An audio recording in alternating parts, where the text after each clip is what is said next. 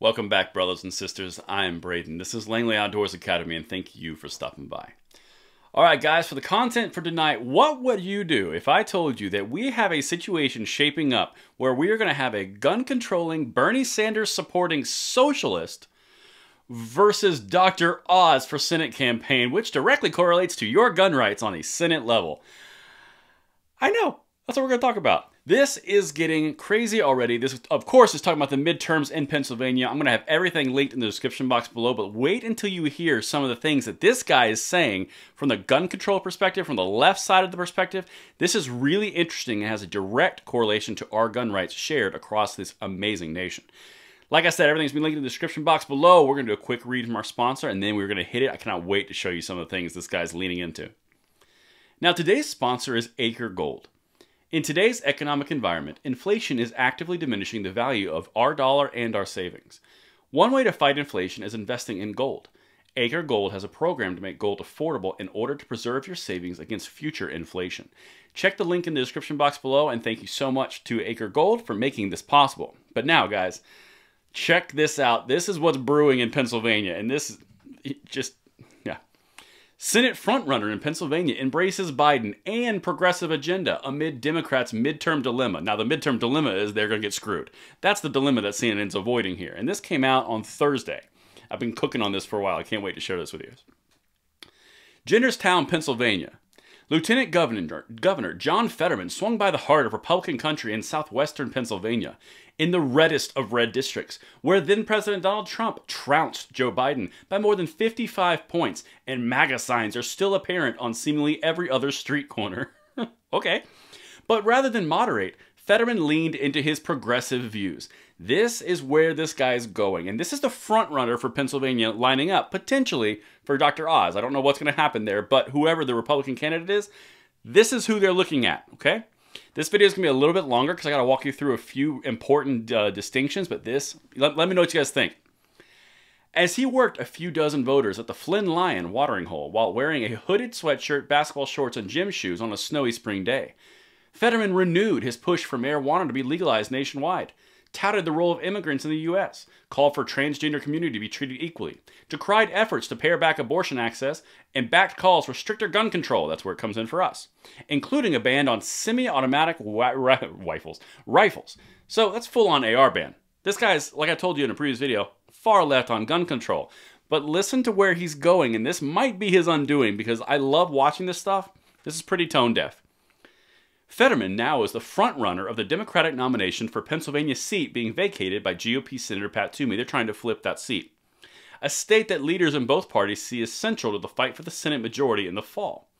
Fetterman and his rivals for the nomination, Connor Lamb and State Rep Malcolm Kenyatta, are facing the most daunting midterm environment Democrats have seen in a dozen years, with a public weary over the pandemic, voters angry at political leaders over inflation, Biden, and skyrocketing gas prices, Biden, and a president whose approval rating has sunk to around 40%. It's actually lower than that, but seeing it. This guy, he's going against those kinds of headwinds from the Democratic Party, and he's leaning harder into far-left gun control, far-left views, everything far-left. In fact, look what he says in his next little quote. Quote, "We're going to embrace Joe Biden," Fetterman said in the interview. Whew, okay, yeah, keep doing that. Because if you're the candidate for the Senate against whoever the Republicans nominate, that's going to go real great for you. But let's keep going, because this is where we start to see a little bit of a turn in the Democratic Party. In Fetterman, Democratic voters could choose the lone candidate in the field who was won statewide, a populist, firebrand, and blunt-talking politician who backed Senator Bernie Sanders' presidential run in 2016. Remember how I told you Bernie Sanders supporting gun-controlling socialists? This guy. And could fire up liberals, yet risk turning off middle-of-the-road voters nervous about the leftward shift of the Democratic Party. And if he were to look at any of the polling, which we're not going to go too deep into, you're talking about independents and moderate Democrats and Republicans are going far away from this agenda. This guy's leaning into it, and he's leading the nomination. Fetterman, who's 52, added plainly, quote, "If a moderate Democrat is somebody that would break with the rest of the caucus and screw up Build Back Better or the Democratic agenda, then I'm not moderate." This guy's a far lefty. Okay, this is really bad for gun control, which is why I'm hitting on it. But this is where the Democratic Party knows what's going on. They're starting to hit and starting to really attack this because If they go with this option, their odds are less than if they go with the moderate option. But they're not. They're going far left. Check this out. Democratic candidates chase Fetterman. In the Pennsylvania U.S. Senate Democratic primary, Fetterman dominates in polls and fundraising. This election cycle, he's raised $15 million. Lamb 5.8 and Kenyatta 1.8. Those are the two other guys. Lamb is the moderate. But this is where Lamb starts to go after him. He argues that Fetterman is too risky to nominate, calling him, quote, kind of out of the mainstream on a statewide level. He's actually dead right there. This guy is too far left for Pennsylvania to carry. At a time when the party in Pennsylvania is in peril, Lamb said that the Democratic brand in the state actually didn't do that well in 2020, even though we helped get President Biden elected.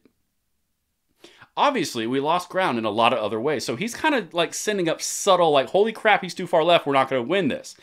But the Democratic base is going with Fetterman. Again, gun control candidate. This is really important to know all the facets before we go in here. Quote, we've never nominated a Democrat in Pennsylvania that supports Medicare for all, Lamb warned. Quote, I mean, he's a Democrat as far as I know, Lamb later said of Fetterman.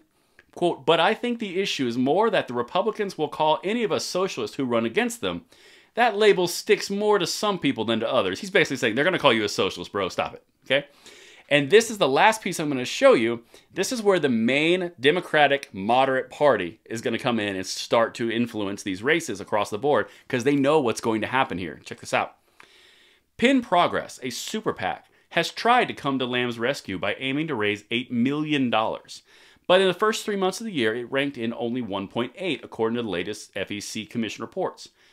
The veteran Democratic strategist James Carville. James Carville is like the Democrat mainstay. He's a mainline. Like that guy, he's really tied in, okay? Is associated with the effort to not go with Fetterman. He said they would continue raising money through the May 17th primary. Carville defended the group's haul through March, telling CNN it's a pretty big number. Okay.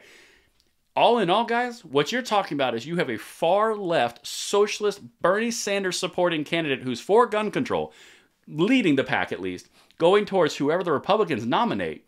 All the while, the Democratic Party, other candidates are like, he's a little too far left, and then the Democratic strategists are like, yeah, we need to go with the moderate guy.